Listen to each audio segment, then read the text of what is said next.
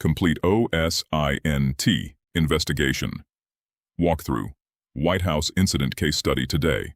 I'm showing you how to conduct source-based OSINT using only authorized public sources. Step 1.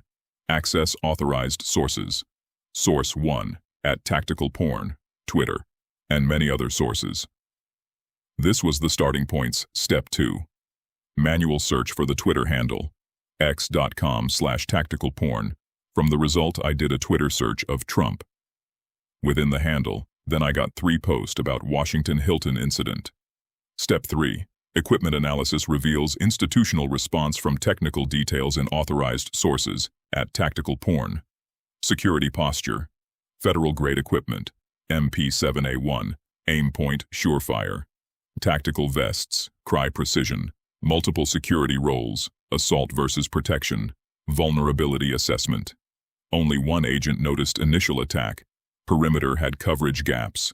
Response was reactive, not preventive response protocol. Minimum 3 shots fired, defensive. Overlapping firing lines, coordination issue. Casualty management initiated. Conclusion: security response was institutional, but had tactical gaps. Step 3. Source 2, at Ipatel manual. Search for the Twitter handle, x.com/Ipatel.